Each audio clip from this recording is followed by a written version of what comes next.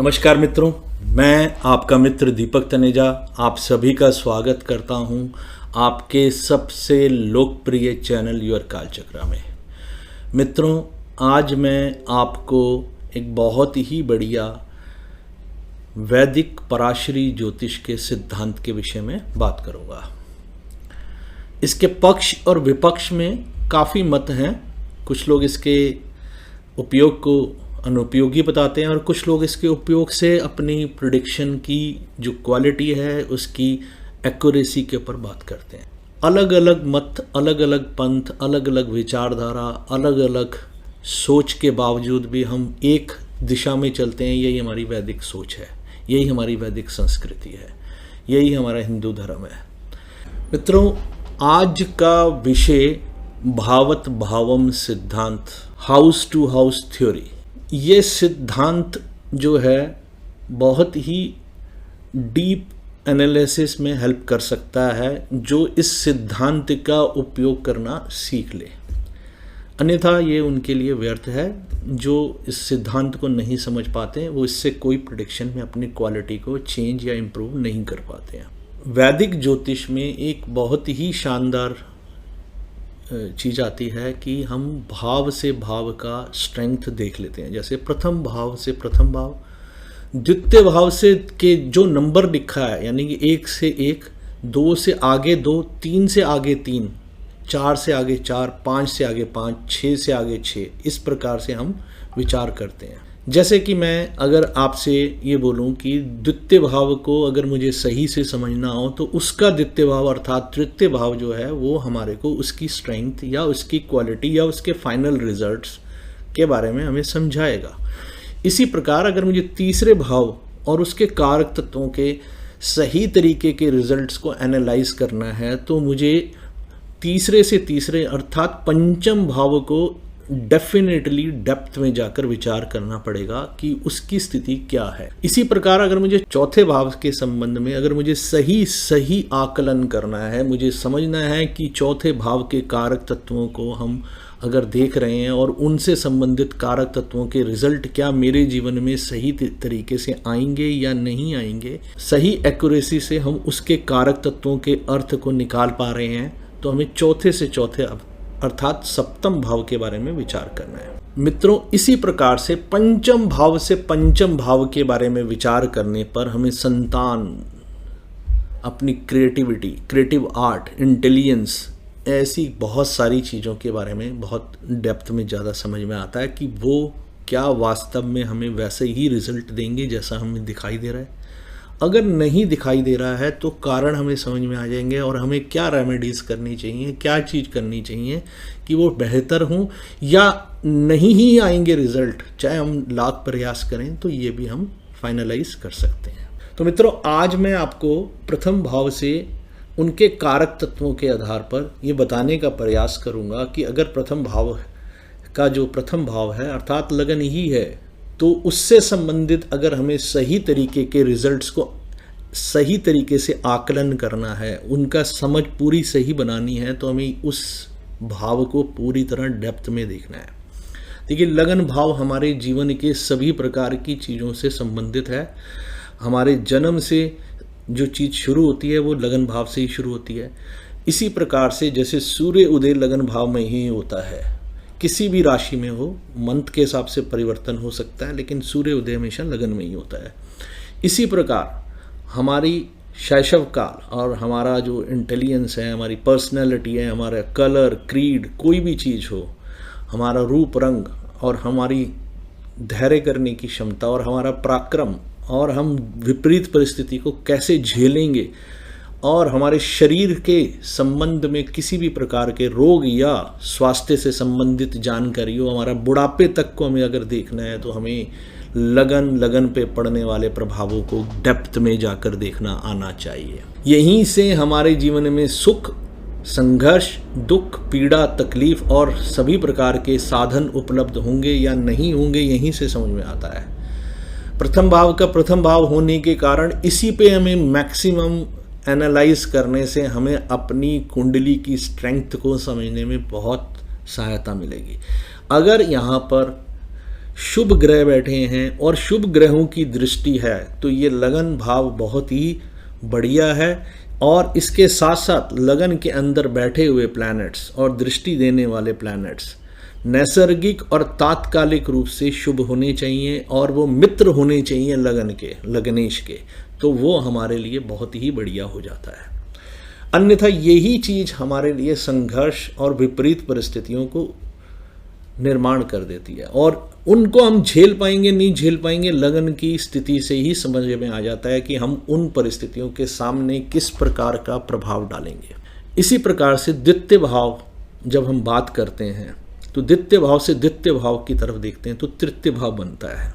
द्वितीय भाव हमारी वाणी, हमारे कुटुंब और हमारे कुटुंब के साथ साथ हमारे सभी प्रकार के जो हमारे बैंक बैलेंसेस हैं या हमारे पराक्रम से, हमारे एफर्ट से जो भी हम इकट्ठा करते हैं, वो सभी प्रकार की चीज़ें वो वहाँ पर इकट्ठा हमें दिखाता है। हमारे परिवार में कोई नया आएगा जाएगा, कोई छोड़ के जाएगा, वो सभी कुटुंब भाव से ही हम देखते हैं। जीवन की हमारी हर प्रकार की भोजन की पसंद या वाणी हमारी कैसी है, ये सब हम द्वितीय भाव से देखते हैं। अब तृतीय भाव उसमें हमें ये इस प्रकार से सहायता करता है कि ये हमें बताता है कि द्वितीय भाव में जो हमने प्राप्त किया है वो तृतीय भाव की अगर उनसे क्वालिटीज़ मैच करती हैं तो ही वो चीज़ें हमारे लिए लाभदायक हैं। अर्थात अगर द्वितीय भाव पर पाप प्रभाव है और तृतीय भाव जो है मजबूत है तो वो हमारे को चेंज कर देगा उन सब चीज़ों को प्राप्त करने के लिए जो हमारा दिखाई दे रहा है द्वितीय भाव में। इसके विपरीत अगर द्वितीय भाव में शुभता दिख रही है और लेकिन तृतीय भाव हमारा वीक है तो और पाप प्रभाव में है, तो वो हमें ये दिखाएगा कि हमें एक्स्ट्रा ऑर्डिनरी मेहनत एफर्ट्स के बाद, या कभी कभी मैं बोलूँ तो हमारे को जो हमारी वाणी द्वितीय भाव से पता चलती है, लेकिन हमारी भाषा जो है वो हमारी तृतीय भाव से पता चलती है कि हमारी भाषा कैसी होगी, हमारी कम्युनिकेशन कैसी होगी, हमारे अपने आसपास के संबंध कैसे होंगे जिनके कारण से हमारे जीवन में लाभ की स्थिति बनेगी या उसको बनाने के लिए हमें बहुत ही संघर्ष करना पड़ेगा।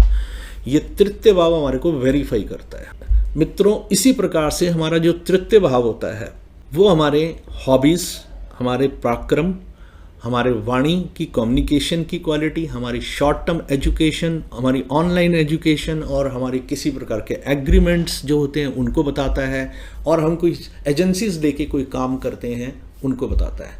अब इससे जो तृतीय भाव है वो हमारा पंचम भाव होता है, वो हमें बताता है कि हमारी क्रिएटिविटी क्या होगी, हमारे जो हॉबीज़ हैं उनको कहीं प्रॉपरली क्रिएटिविटी की तरफ ले जाएंगे या नहीं ले जाएंगे।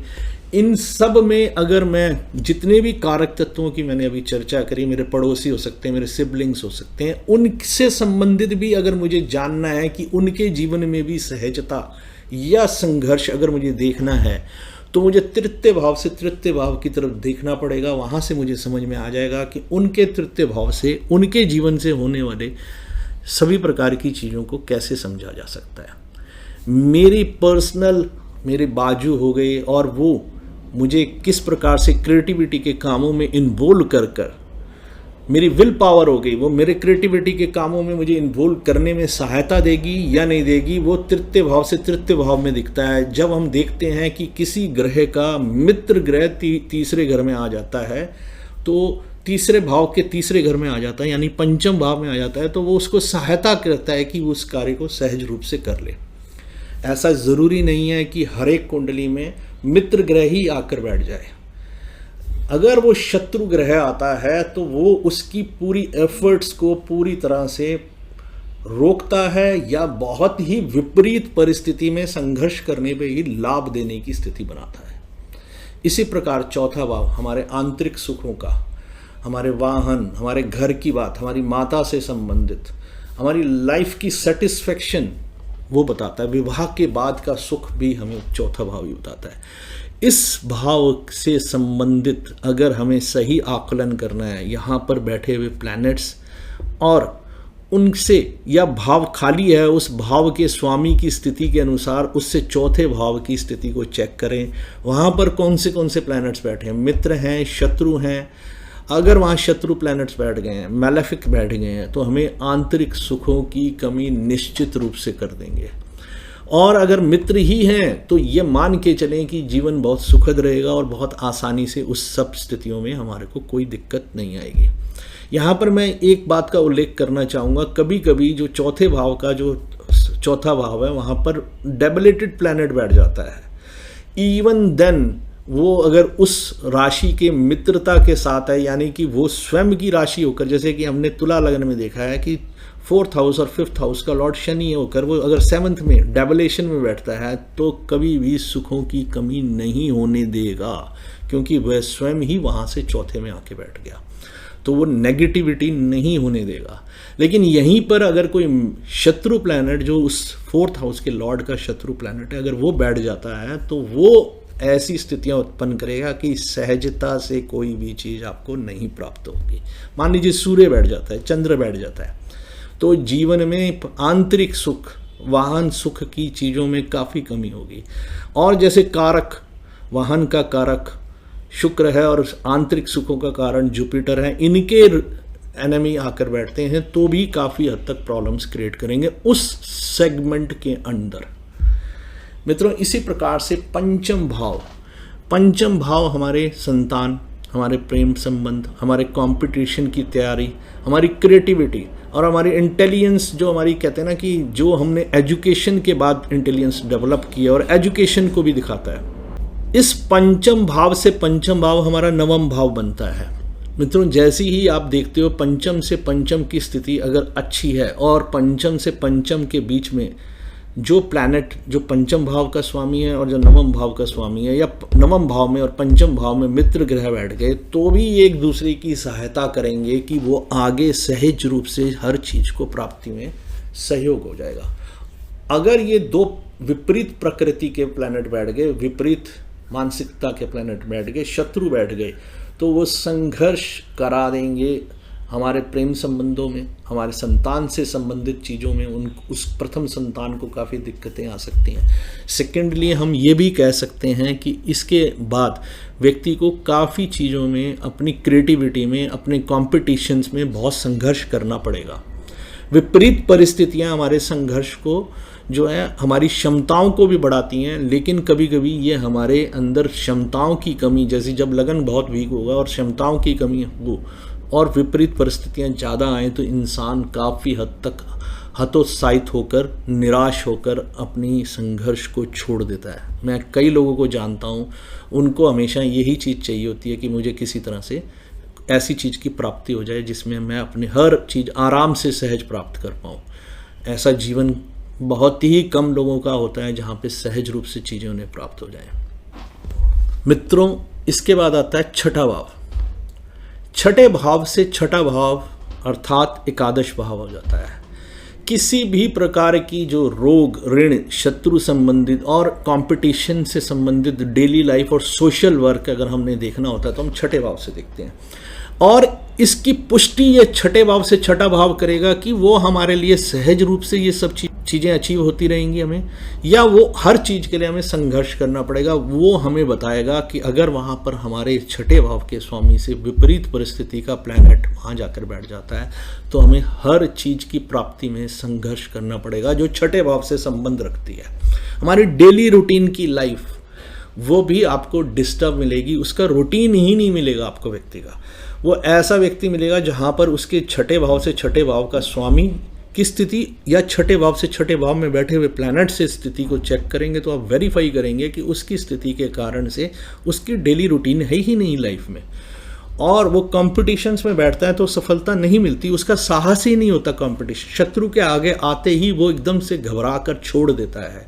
ये डिपेंड करेगा कि वो छठे भाव के स्वामी के साथ उसके संबंध कैसे बने हुए हैं। अब मान लीजिए छठे भाव से छठे भाव का स्वामी बहुत ही वीक है तो आप मान के चलेंगे वो व्यक्ति कभी साहस नहीं दिखा पाएगा शत्रुओं के सामने, वो विपरीत परिस्थितियों में कभी खड़ा नहीं हो पाएगा, उसकी डेली रूटीन लाइफ कुछ नहीं होगी। वो सोशल वर्क की बातें तो करेगा लेकिन सोशल वर्क करते समय उसके हाथ कांपेंगे और वो ज़्यादा आगे बढ़ के नहीं कर पाएगा, छोटा मोटा करने के बाद एकदम से घबरा कर पीछे हट जाएगा। मित्रों, मैं सप्तम भाव पे आपको बात करता हूँ। सप्तम भाव से सप्तम भाव लगन हो जाता है। यहाँ मैं आपको एक हमेशा के लिए अपना एक रिसर्च का सूत्र दे रहा हूँ कि कभी भी किसी भी भाव की बात करें तो उसके सामने वाला भाव जो होता है इसको कंट्रोल और बैलेंस करने का काम करता है। उस सामने वाले भाव पे किस प्रकार के ग्रहों की स्थिति है ये हमेशा इम्पॉर्टेंट है, क्योंकि उनकी भी पूर्ण दृष्टि हमेशा हमारे जिस भाव की हम बात कर रहे होते हैं उस पर पड़ती है। सेकेंडली, जो उसके भाव का स्वामी है वो हमारे लिए कंट्रोलिंग एंड बैलेंसिंग के रोल को बहुत अच्छे से निभा सकता है अगर वो हमारी चार्ट के अंदर बेटर सिचुएशन में बैठा है। अगर वो सिचुएशन उसकी खराब है तो वो हमारे को किसी भी प्रकार की सहायता नहीं दे पाएगा उस पर्टिकुलर भाव से संबंधित। इसी प्रकार से सप्तम भाव का स्वामी जब अगर हम देखेंगे तो लगन बनता है सातवें भाव से। सप्तम भाव से हम हमारे से मिलने वाले सभी प्रकार के लोग, कोई भी हमारे जीवन में आते हैं, वो हर प्रकार के लोग हम देखते हैं। हमारा व्यापार, हमारी लाइफ पार्टनर्स और हमारा दुनिया के साथ कैसा संबंध रहेगा हम सप्तम भाव से देखते हैं। और उसका सप्तम भाव लगन हो गया तो हमारा लगन हमें बताएगा कि हम सप्तम भाव की स्थितियों को कैसे सहजता से या असहजता से संभालेंगे। अगर हमारा सप्तम भाव से लगन जो है वीक है तो हम उसकी स्थितियों को नहीं संभाल पाएंगे। यहाँ मैं आपको एक अपनी और ऑब्जर्वेशन देता हूँ। आपने अब तक नोट किया होगा कि हमने जब भी किसी भाव से भाव की बात की है तो पहले से पहला तो जो है विषम राशि आई, दूसरे से दूसरा तीसरे नंबर की राशि आई, वो भी विषम राशि आई। चौथे से चौथे की, तीसरे से तीसरे की बात की तो वो पंचम राशि आई, वो भी विषम राशि आई। चौथे से चौथे की बात की, वो भी विषम राशि आई। पंचम से पंचम की बात की तो वो भी विषम राशि आई, और छठे से छठे की बात की तो वो भी विषम राशि आई। सप्तम से सप्तम की बात की तो भी विषम राशि आई। अर्थात भावत भावम सिद्धांत में या हाउस टू हाउस जो हम देख रहे हैं इसमें सिर्फ और सिर्फ यानी कि जो डिवाइडेबल नहीं है वो ही राशियां आ रही हैं, यानी कि विषम राशियां आ रही हैं, सम राशि कोई नहीं आएगी। यानी सम भाव या सम राशि हम कहें वो नहीं पड़ती हैं इसमें। इसके बाद आ जाता है हमारा अष्टम भाव। अष्टम से अष्टम को हम जब देखते हैं तो तृतीय भाव बनता है। अष्टम से हम आयु, लंबे समय तक होने वाले संघर्ष और हमारी जीवन में बड़े बड़े जो रोग होते हैं उनके विषय में जानते हैं, मान सम्मान के विषय में जानते हैं। लेकिन बहुत कम लोगों ने आपको ये बताया होगा कि हमारे को जो अचानक मिलने वाला धन उसको भी हम अष्टम भाव से देखते हैं। और बड़े कम ही लोगों ने इस पे चर्चा की होगी कि हम डेप्थ में जाकर किसी भी चीज़ की जानकारी को अगर प्राप्त करने की क्षमता रखते हैं तो हमारा अष्टम भाव बहुत बहुत इम्पॉर्टेंट रोल प्ले करता है। अर्थात ऑकल्ट जैसे साइंस या रिसर्चर कोई भी होता है तो अष्टम भाव और अष्टमेश की स्थिति बहुत इम्पॉर्टेंट होती है। और अगर कोई इस एनर्जी को सही से यूज़ कर लेता है तो उसकी लाइफ में कंस्ट्रक्टिव रूप से चीज़ें बढ़िया बन के आती हैं। तीसरा भाव हमारा पराक्रम का होता है। अगर मैं रिसर्चर वाले कामों में या किसी भी चीज़ में अगर मैं कैसे उस स्थितियों को झेलूँगा या नहीं झेल पाऊंगा, वो मेरा अष्टम से अष्टम की स्थिति मुझे बताती है। वो क्लियर करती है कि मैं विपरीत परिस्थिति को कैसे सहज या असहज होकर उसके बारे में अपना रिस्पॉन्स दूंगा। आप अगर रिसर्च में जाते हैं, डेप्थ में जाते हैं, ऑकल्ट में जाते हैं, ज्योतिष से संबंधित चीज़ों को बहुत गहराई तक जाकर पढ़ते हैं और आप रिसर्चर होकर अपनी रिसर्च बनाते हैं, डेवलप करते हैं, तो ये अष्टम हाउस आपके लिए क्रिएटिव है और थर्ड हाउस आपको पूरी सहायता करेगा। इसके विपरीत अगर आपने इस हाउस की एनर्जीज को खुला छोड़ दिया तो ये नेगेटिव तौर पे आपको संघर्ष कराएगी, लंबे समय के रोग दे सकती है, हर समय मान सम्मान से संबंधित क्षति की पूरी इंडिकेशन दे सकती है। अष्टम से अष्टम इन सब परिस्थितियों को वेरीफाई करेगी आपके एक्शंस के कारण से, आपके पराक्रम के कारण से, आपके रिस्पॉन्स के तरीके से। वाणी की जैसे हमने पहले भी बात की थी तीसरे भाव की बात करते हुए, तो वो हमें ये बता देगी कि किस प्रकार से हमारी ये चीज़ें हमें नेगेटिवली डिस्ट्रॉय कर सकती हैं। हम अति गंभीर रोगों में फंस सकते हैं, जो ऐसे रोग होते हैं जिनका हम कहते हैं असाध्य रोग, जो जीवन भर हमारी सांसों के अंत तक साथ चलते हैं, ऐसे रोगों में हम फंस सकते हैं। मित्रों, इसी के साथ नवम भाव की बात करूँगा। नवम भाव से नवम भाव जो होता है वो पंचम भाव बनता है। नवम भाव हमारा भाग्य भाव है, ईश्वर कृपा का भाव है, गुरु कृपा का भाव है, हमारी हायर स्टडीज़, हमारा धर्म के ऊपर चलने का मार्ग, हमारा विपरीत गहन गहरे जंगल में जाकर, अंदर गहराइयों में जाकर चीज़ों को समझने का भाव है। उच्च शिक्षा प्राप्त करने का भाव है। नैतिकता, धर्म के आधार पर जीवन को निर्माण करने का भाव है। दूसरों को मार्गदर्शन देने का और दूसरों से मार्गदर्शन प्राप्त करने का भाव है। मेंटर होना या मेंटर मिल जाना, ये हमें नवम भाव से ही संभव है हमारे लिए। इस नवम भाव के कारक तत्वों की सहज रूप से हमारी लाइफ में रिजल्ट बेटर रहेंगे या खराब होंगे, ये हमारे नवम भाव से नवम भाव पंचम भाव में वेरीफाई होते हैं। अगर हमारे नवम भाव से नवम भाव में जो प्लैनेट हैं और नवम भाव और पंचम भाव दोनों के लिए वो मित्र नहीं हैं, तो हमारे जीवन के लिए संघर्ष बढ़ा देते हैं। इन दोनों के स्वामियों की विपरीत परिस्थिति होना भी हमारे लिए नेगेटिव रोल अदा करती है। नेगेटिव किस प्रकार से हो सकता है, ये शायद आपके लिए मन में प्रश्न आ रहा होगा। कोई भी प्लैनेट केंद्र या त्रिकोण में बैठा हो या एकादश में बैठा हो, वो बढ़िया होता है। इसके विपरीत अन्य प्रकार की किसी भी प्रकार की स्थिति वैदिक ज्योतिष में कमज़ोर मानी गई है। मित्रों, इसी प्रकार से दशम भाव से दशम भाव की बात करें तो वो सप्तम भाव आता है। अब मैं यहाँ पर आपको एक तुलना और करूँगा। आप दशम भाव से दशम भाव जब देख रहे हो तो आपको याद होगा जब हमने सप्तम भाव की बात की है तो उस सप्तम भाव को हम चर्चा पहले चौथे भाव से भी कर चुके हैं। हमारा जो कर्म क्षेत्र है, हमारे जो पिता के माध्यम से हमें जो धन अर्जित हुआ है या हम ऊंचाइयों को प्राप्त करते हैं, वो दशम भाव है। हमारे राजनीतिक जीवन में सफलता, और चौथा भाव हमें बताता है कि हम पब्लिक के लिए कैसा रखते हैं संबंध, हमारे उनके लिए फीलिंग्स हैं या नहीं है। वो वहाँ से चौथे भाव को दिखाता है कि किस प्रकार से हमें सुखों की प्राप्ति होगी, और यहाँ से हम मेहनत करके फिर जीवन में, व्यापार में कैसे आगे बढ़ सकते हैं। जीवन के सभी प्रकार के जो लोग हमारे जीवन में आते हैं, उनका उपयोग वो हमारे लिए पॉजिटिवली रहेगा या नेगेटिवली रहेगा, ये हमारी को उन ऊंचाइयों तक ले जाने में सक्षम रहेगा या नहीं रहेगा। राजनीतिक रूप से, सामाजिक रूप से और बड़े बड़े उच्च पद पे बैठे हुए लोगों के साथ हमारे संबंधों में हमारी स्थिति क्या रहने वाली है। वो हमारे को सहायता देने वाले रहेंगे या हमारे लिए विघ्न उत्पन्न करने वाले रहेंगे, ये हमारे को वेरीफाई करने का काम 10th house to 10th house यानी 7th हाउस में कर देता है। अब आप अगर ये कॉम्बिनेशंस को एक साथ कई बारी सही तरीके से उपयोग करना सीख लेते हैं तो आप महसूस करेंगे कि चौथे भाव की एनर्जीज़ को भी आप बैलेंस कर रहे हैं, क्योंकि मैंने अभी आपको बताया कि सामने आने वाले हाउसेस की एनर्जीज़ बहुत इंपॉर्टेंट होती हैं। अगर वो इंपॉर्टेंट होकर एक दूसरे को सपोर्ट कर रही हैं, फिर सप्तम भाव की स्थिति भी ठीक है, तो आप मान के चलें सुख की प्राप्ति, हर प्रकार की सफलता, ऊंचाइयाँ और सामने आने वाले सभी प्रकार के लोगों को आप सहज रूप से पॉजिटिवली प्रभावित करने की क्षमता रखेंगे। इसके बाद आता है एकादश भाव, जो हमारा लाभ का भाव है, इच्छा पूर्ति का भाव है, हमारे हर प्रकार की जो नेटवर्किंग है उसका भाव है, हमारे लाइफ लॉन्ग जो फ्रेंडशिप्स हैं उनका भाव है। ये भाव हमारे को हर इच्छा पूर्ति के लिए बहुत सहायक होता है, और इससे एकादश भाव जो हमारा भाग्य भाव है वो होता है। देखिए कितनी अच्छी स्थिति हो कि ये दो भाव अगर आपकी कुंडली में एक दूसरे के सहायक हो जाते हैं, यानी कि मित्र ग्रह यहाँ पर आपस में संबंध बना रहे हैं और वो भी बड़ा पॉजिटिवली वाला संबंध है, तो आप महसूस करें कि हर प्रकार की इच्छा पूर्ति आपकी सहज रूप से हो जाती है। मित्रों, यहाँ पर मैं एक बात आपको जरूर बोलना चाहूँगा। इच्छा पूर्ति भाव आपके लिए भविष्य के लिए बहुत कुछ पॉजिटिव या नेगेटिव निर्माण का कार्य कर रही होती है।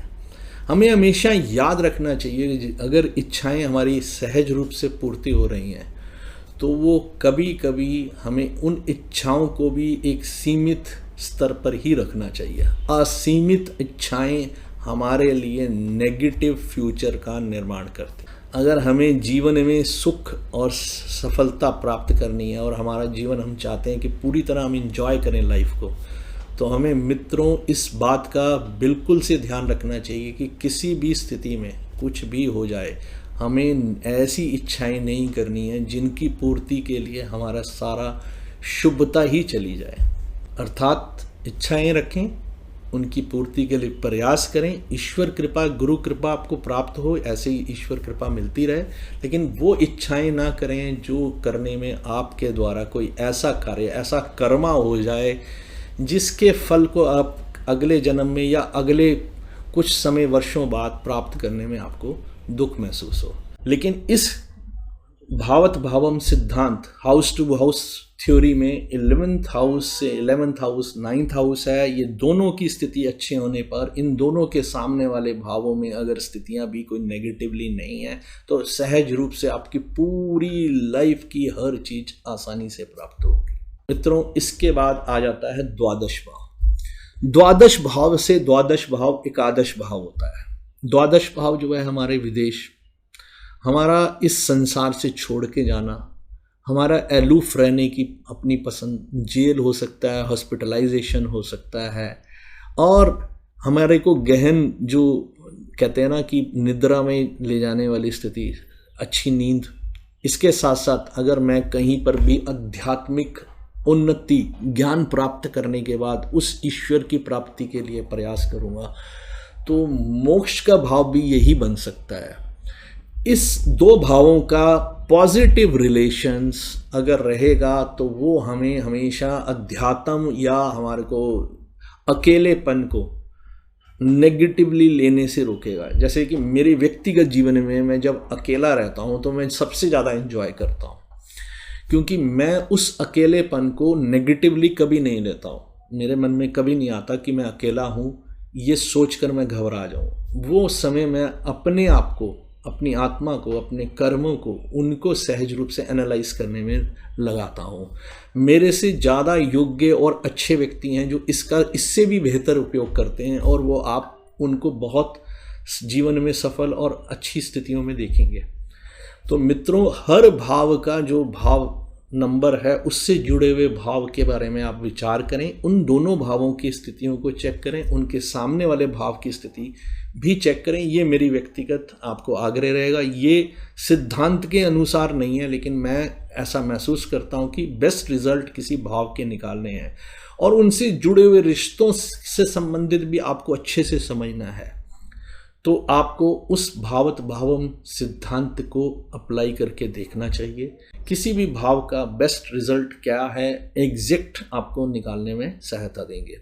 रिजल्ट हमेशा हमको ये याद रखना चाहिए कि दशा, अंतरदशा, प्रत्यंतर दशा में ही आएंगे। इसके साथ साथ गोचर की स्थिति को भी अवश्य चेक करना चाहिए।